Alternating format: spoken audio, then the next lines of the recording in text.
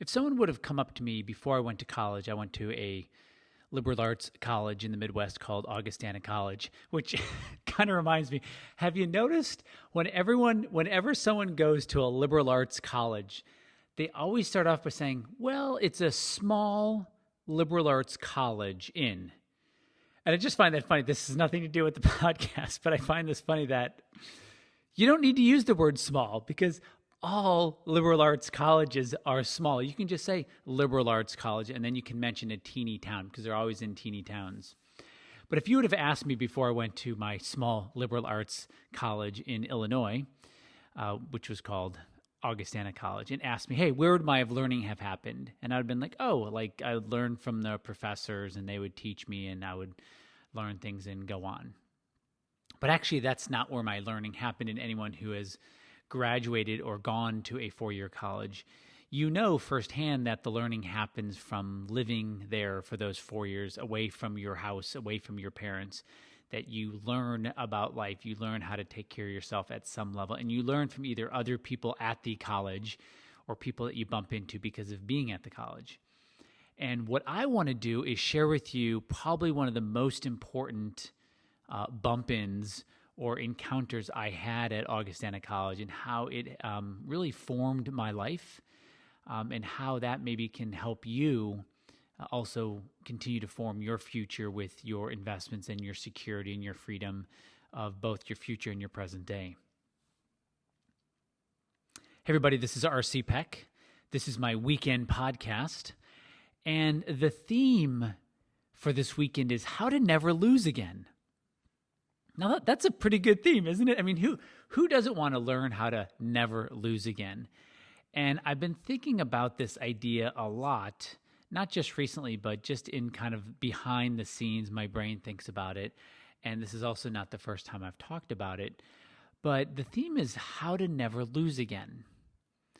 So the question is, how do you never lose again? And the answer is, you never lose on your own. Because when you lose with other people, 10 other people, 1,000 other people, 10 million other people, 100 million other people, then it doesn't actually feel like you lost. It feels like something happened to you. And that's exactly what happens to people who have conventional advisors manage their money. Because they're never wrong by themselves. And that's the crux of it. People don't want to be wrong on their own. They don't want to lose by themselves. But the problem is you have to learn a different way, because if you only want to lose with everyone else, you're going to end up having a much smaller return, a much smaller future, much less freedom in your future than if you actually learn how to, what I call, align your money. And so to never have to lose again, what you really want to do is figure out how to align your money with the markets, or more importantly, how to align your money with probability.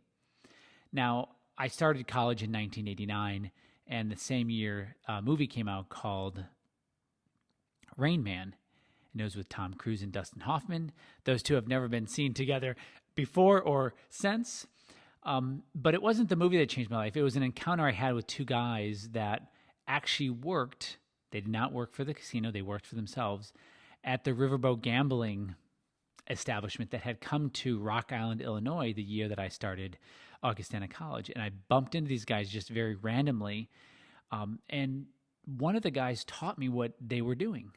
And what they were doing was figuring out the probability of winning or losing their hand at a game called blackjack. So when they went to work, they worked for themselves. And all they were doing was figuring out what the probability was of winning or losing their hand. That's it. Now, the thing about this is they weren't timing their hand. They weren't saying, okay, now it's time to get back in based on timing. They were actually looking at probability. They weren't actually aligning their money with the casino or with some other person's business model like people do when they hire a conventional investment advisor or big box investment advisor. They align their money with that person or that company. But that's not what these guys were doing. They were aligning their money with something called probability. Sounds pretty cool. The other thing is they really weren't acting dangerously. They were doing something that really had a pretty high probability of not getting hurt. So what were they doing? They're simply asking themselves, what's the probability of winning? What's the probability of losing? That's all they were doing. They were aligning themselves with probability. That meant sometimes they'd still lose, okay, even when the probability was in their favor, because you're still going to lose sometimes. It's not a timing where it says, if you do this, then absolutely you'll win. But they're really aligning their money, aligning what they want in their future with the probability of getting that. And when I learned that from the one guy specifically, his name was Eric,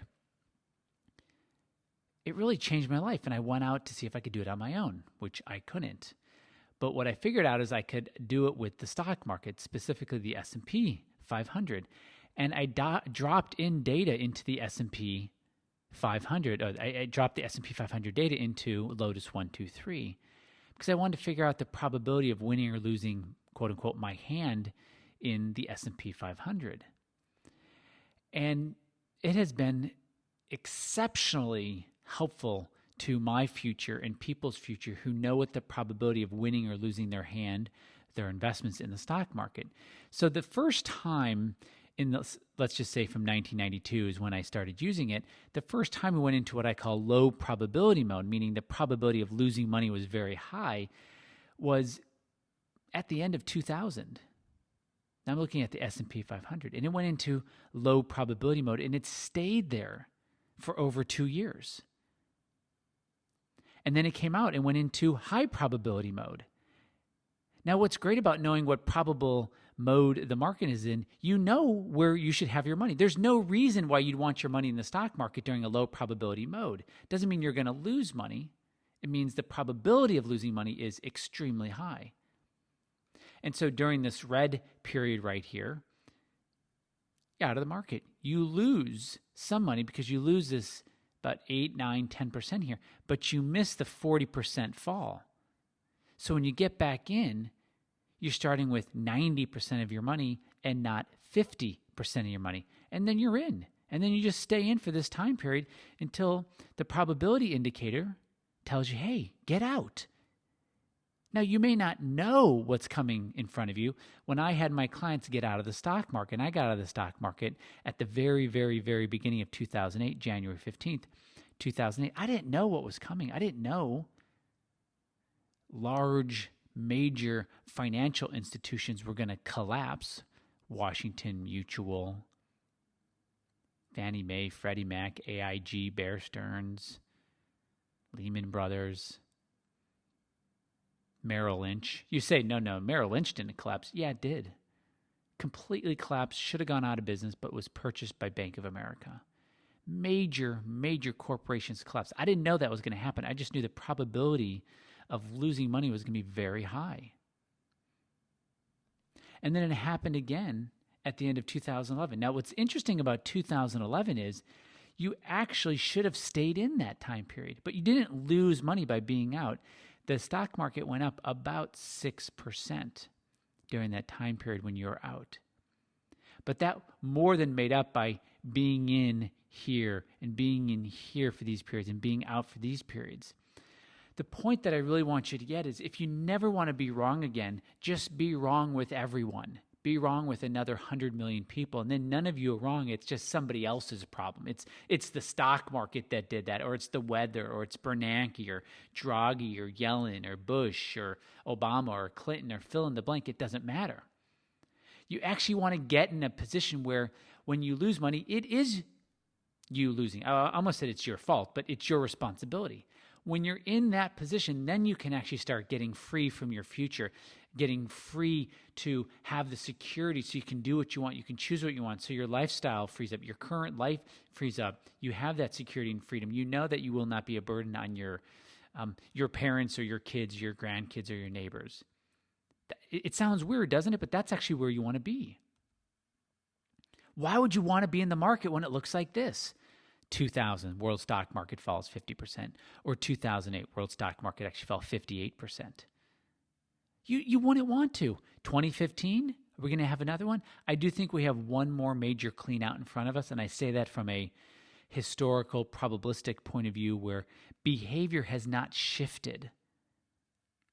And partially behavior hasn't shifted because the Fed and other major central banks have said to people, don't change the way you behave. We'll take care of all of your sins. But you don't want to be in when the market looks like this.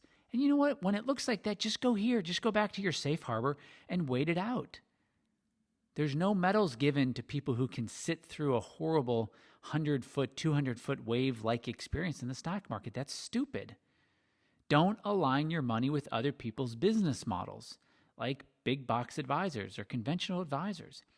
And then when the market or the ocean is clean sailing again, get back out there. And you do this regardless of age or income. This makes sense. This is you aligning your money with probability, aligning your money with the market, and not aligning your money with emotions or someone else's business model.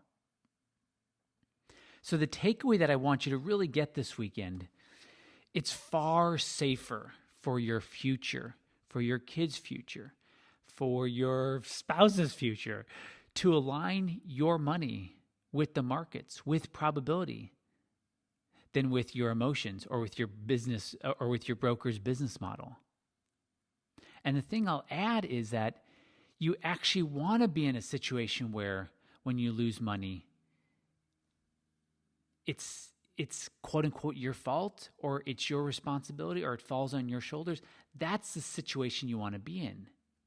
I know it sounds really weird and backwards, but you want to be in a situation where you are responsible for your future. And that's how you get the future and security that you want and that you strive for. Hey guys, this is just another step in the path to getting that future of freedom and security that you want. Until next time, I'm R.C. Peck.